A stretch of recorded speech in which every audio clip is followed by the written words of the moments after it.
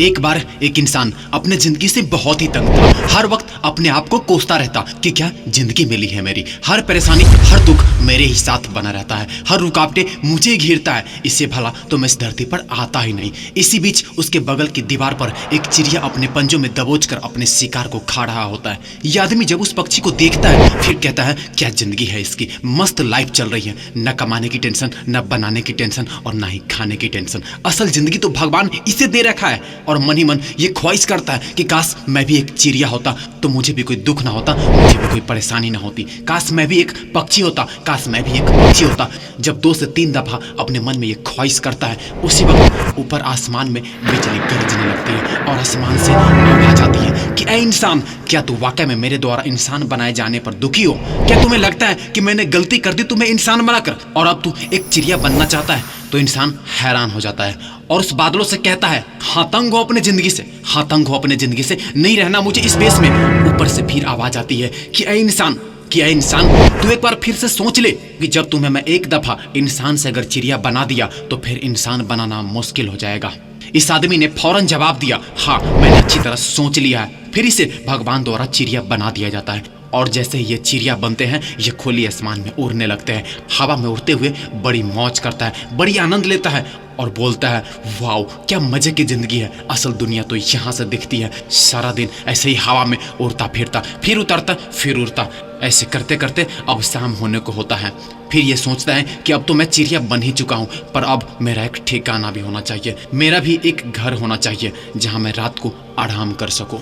इसके बाद ये चिड़िया छोटी छोटी लकड़ियाँ इकट्ठे करने लग जाते हैं। कुछ ही देर में अपना एक खूबसूरत घोंसला बनाकर तैयार कर लेता है और रात को उसमें सो जाता है। सोचता है सुबह उठकर फिर शिकार करूंगा, फिर से मौज मस्ती करूंगा, आसमान की सैर करूंगा। सुबह होते ही फिर यह अपने शिकार की तलाश में निकलता है। सुबह से अब दोपहर होने लगता है लेकिन इसे कोई शिकार नहीं मिलता। ये दर बदर भटकता रहता है, जंगल जंगल गाँव गाँव अपने शिकार की तलाश में छलांग लगाता जाता है, पर कहीं भी इसे शिकार का एक का भी नहीं मिलता। बेचारा उड़ते उड़ते थक गया होता है, फिर थक हार कर अपने घोंसले की ओर मुड़ जाता है। तभी इसकी नजर अचानक एक बीमार चिड़िया के ऊपर जाता है और सोचता है चलो कुछ तो सही पर खाने के लिए तो मिला।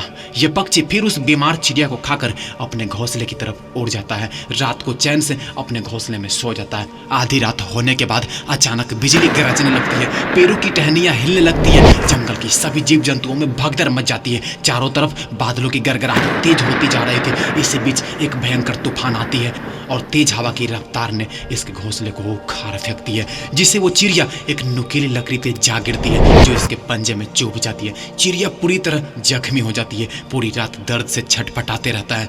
कहीं से कोई मदद की उम्मीद नहीं दिखती। अब सूर्य की लालिमा दिखाई देने लगती है। जख्मी चिड़िया किसी तरह उड़ने की कोशिश करते हैं, फिर गिरते पड़ते एक हॉस्पिटल की छत पे जा बैठता है और उस हॉस्पिटल के भीतर मरीजों को आते जाते देख इनकी आंखों में आंसू भर आते हैं और ये सोचते हैं आज काश यदि मैं एक इंसान होता तो मैं भी अपने जख्मों का दर्द इस इंसान को बता सकता, मैं भी अपनी जख्मों का इलाज करवा पाता। और यही सोचते सोचते इसे जख्म की दर्द बर्दाश्त नहीं होता। वो पक्षी छत से नीचे गिर जाती है और छटपटाते छटपटाते दम तोड़ देती है। दोस्तों इस कहानी से हमें ये सीखना चाहिए कि भले हम इंसान जिस भी परिस्थिति में हो हमेशा खुश रहें और संतुष्ट रहना चाहिए। दोस्तों कैसी लगी ये स्टोरी कमेंट में जरूर बताना। मिलते हैं थोड़े से इंतजार के बाद अगली वीडियो में, तब तक के लिए बाय, टेक केयर, करते जा बढ़ते जा।